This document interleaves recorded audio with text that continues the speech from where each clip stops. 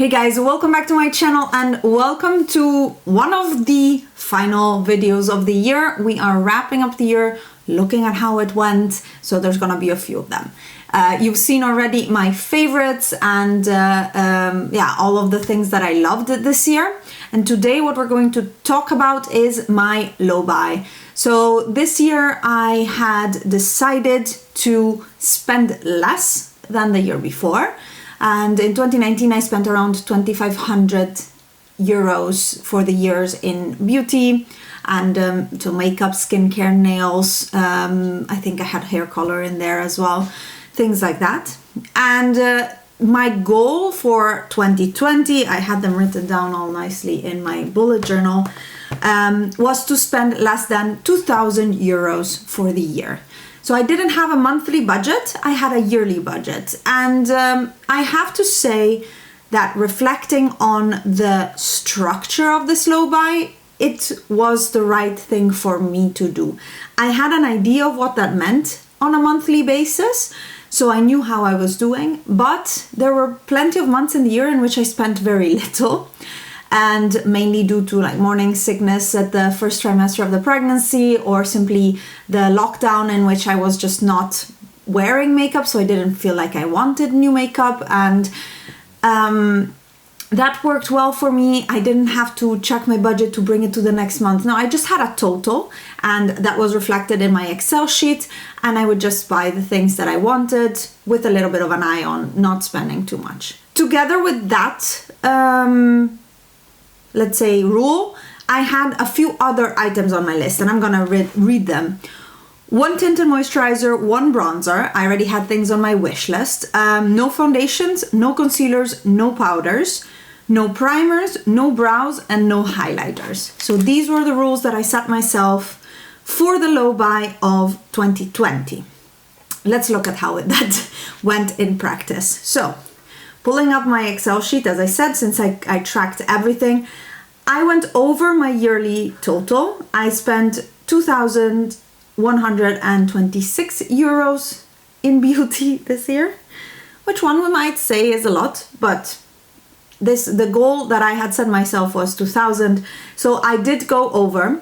What I think is interesting to see is that for the months of, June, July, August, and September was like a normal spending month. I spent very, very little. Where I did overspend and went over my budget, the rest of the months I was on budget. When I went over budget is in December. In December, I have included my Black Friday purchases because it was the last 2 days or 3 days of November, and I kind of bunched them with my hauls so that I know what I showed you already. So for the month of December, I spent way over my budget. I spent 590 euros in 1 month on makeup and skincare. So that's a lot. I think on one side, it is very much because I was finally happy again and enjoying my pregnancy, enjoying my life, doing my makeup almost, I don't want to say every day, but I was doing my makeup 4 to 5 times a week. Not to go anywhere, just to enjoy it. So I was really enjoying. And with the sale and with the fact that I spent less during the year, I felt justified in spending more. And I would have been all fine until I went to visit Mariam. And I tried the Pat McGrath Divine Rose 2 palette and the quads from last year's holiday collection. And then I just made an order. That Pat McGrath order of 135 euros pushed me over my limit. And one reason that I'm not upset or sad, or that it doesn't really impact me much, is that I am also still on track with what I want to use up. So this year I finished over 1,000 euros of products, 1,020. And what is even more is that I actually had a little bit more cash coming in from makeup. So that includes the YouTube AdSense revenue, that's from you guys watching my videos, and the affiliate links that I have with Makeup Geek and the other links that if you link under my video to the products that I mention, I make a little commission from it. The price doesn't change for you, but you support me for telling you about the product and making you aware or taking my recommendation, things like that. And the brands reward influencers, content creators, whoever, for it. That is for me quite a nice way of monetizing what I do. I don't talk about products because I have affiliate links, because I can put affiliates on anything. So Cold Beauty, Look Fantastic, and it doesn't matter what I talk about. I really just can talk about everything that I love and put a link that will give me a referral. And then I, with my destashes and declutters, I sell makeup that is in good condition, and that money also falls into the cash in category. So all in all, that was also over 1,000 euros this year. And so in total, what I actually spent in makeup that I didn't earn back or have money in for was only 1,000 euros.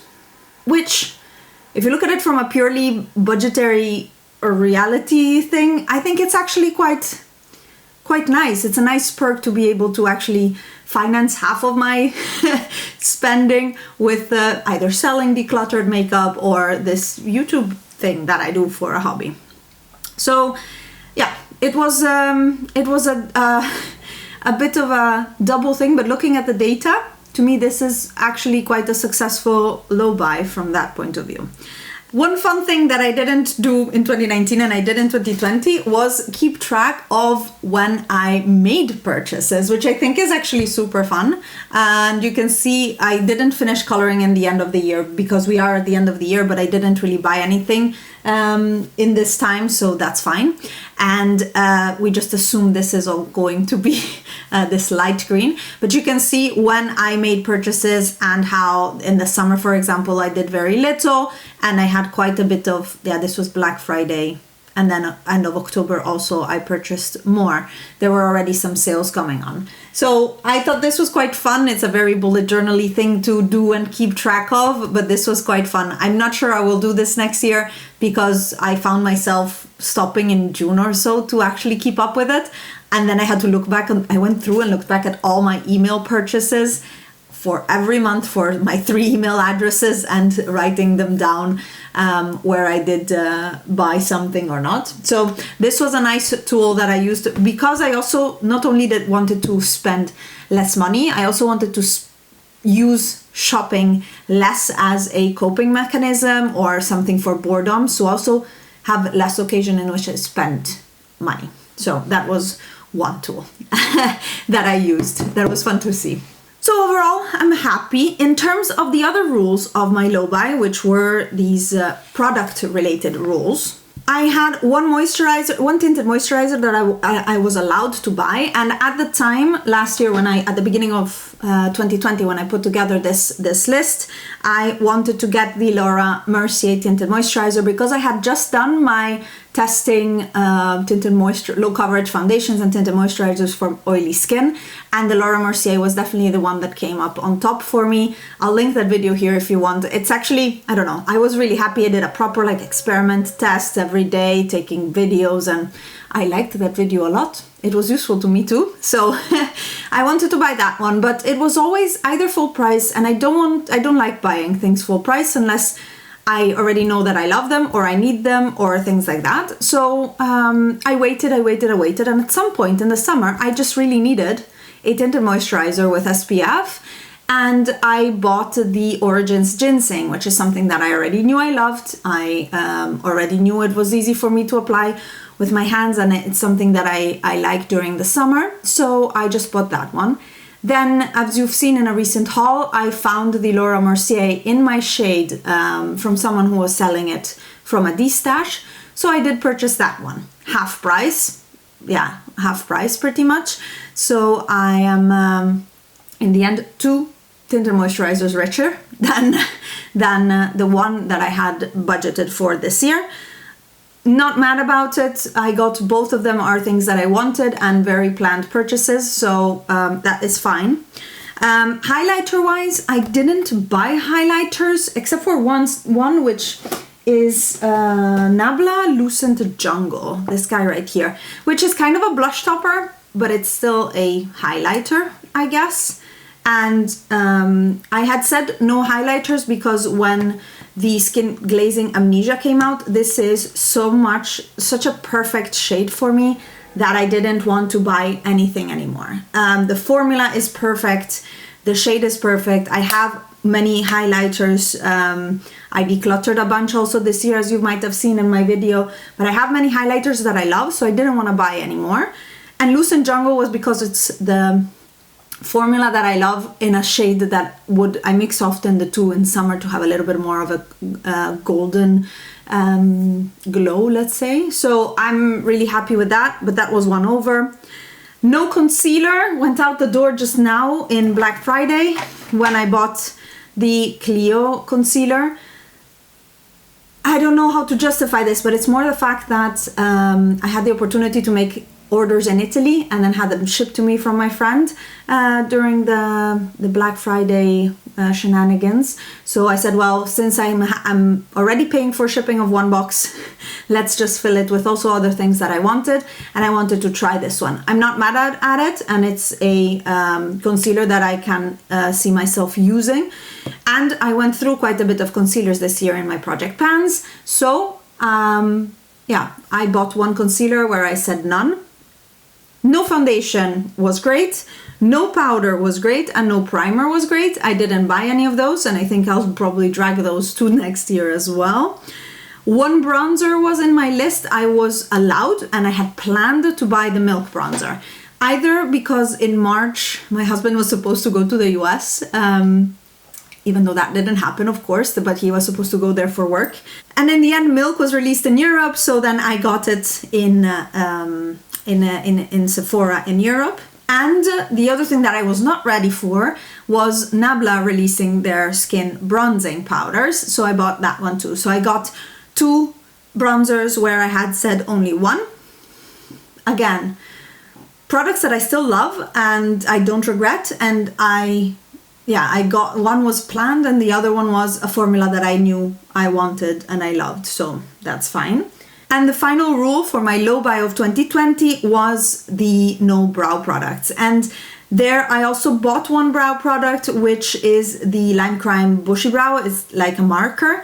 I don't have it on today, but I have a lot of brow products, I agree. But that one was really, I purchased it before I went on holidays in summer because I wanted something quick to pair with my soap brow and lash lift routine. I really wanted something that I could draw individual hair strokes. That was not my pot, because if you want to go on holidays or something, the pot with the brush, that's more weight and more items in your makeup bag. So I wanted something more lightweight, and I had heard good things about the bushy brows, and it's been in my 2020 favorite. So I'm not mad at breaking that that rule, let's say, of my low buy. Overall, I think for me this was a successful low buy. It's actually something that I can continue bringing on through the years. It really made me, it's all part of a transition. I discussed about this already. In 2018, I spent so much more. I wasn't tracking my expenses then, and I decided in 2019 I would track my expenses, and there I had 200 euros a month, and I just went over that with 2,500 for the whole year. But now I see that I'm also not suffering. It's a bit like when you're on a diet. You have to realize you have a wish to reduce the amount that you spend, or your body, or your fat weight, I don't know. And then you're also internally motivated. And I realized that it was a bit of a change in mentality for me, and that I'm not buying as much just because it's on sale, or I am trying also to curate my collection so much more, because I don't know, on one side I'm lazy, I want everything to fit in my top drawer, all of my cheek products, base products and stuff like that, or on my desk, because if it's not out here, I forget about it. And yeah, on the other hand, I just want to have things that I love. So yeah, slowly I'm curating my collection. I'm also learning to want less and better quality things. So I research more. I also don't buy drugstore products anymore unless they are things that I know that I love.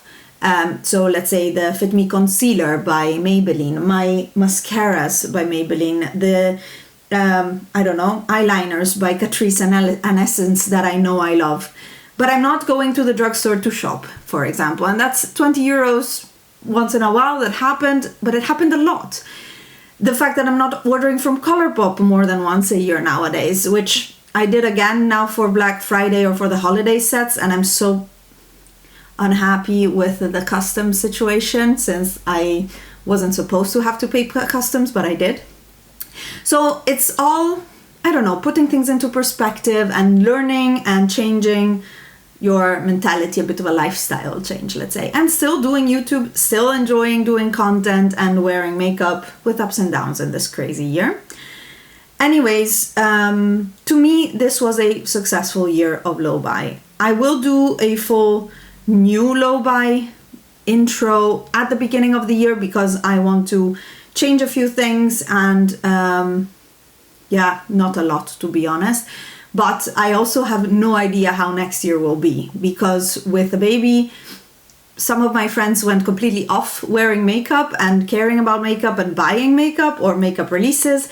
And some of the people you see on YouTube kept going and actually had no change whatsoever in their routines. I don't know what will that be for me. I think I like my makeup collection a lot. I like doing YouTube a lot, so I'm gonna try to keep it up as much as I can. But it could be that it will be even a lower expense year, or it could be a higher expense year because I need to treat myself. We will see. Well, that I cannot predict, unfortunately. But this was the end of my low buy year. Now for a few tips, if I can give them to you. Don't try to be too strict.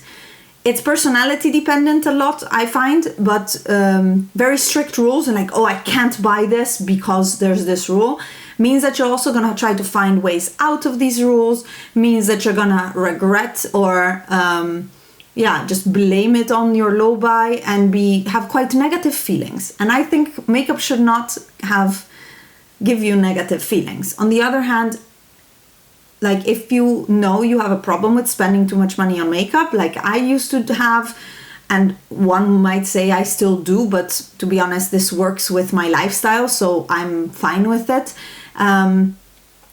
You should start in small steps. So give yourself a budget, but give it to yourself a little bit elastic with a little bit of flexibility there.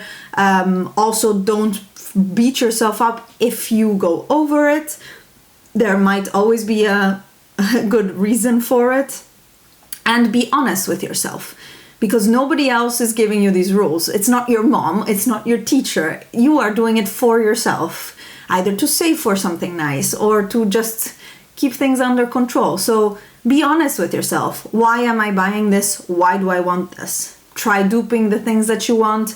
Try waiting for a month. Don't buy new releases right away. There's a lot of different tools that you can use to help yourself spend less money on anything actually that is out of control. This is my hobby, but I don't know. My husband has his aquarium and he spends a ton of money on his aquarium. Everybody has their own thing, their own hobby, and it's also good. It's food for your soul, and if it makes you happy, it should have a budget for it. Anyways, this was me rambling on about my low buy. Thank you so much for watching. Let me know how your low buy or no buy went, how you're going through to the next year.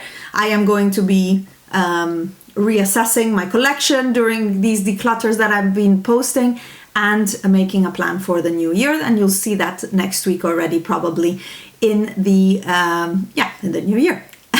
I wish you already a happy end of 2020 and better beginning of 2021 if possible, and I'll see you in my next video. Bye guys.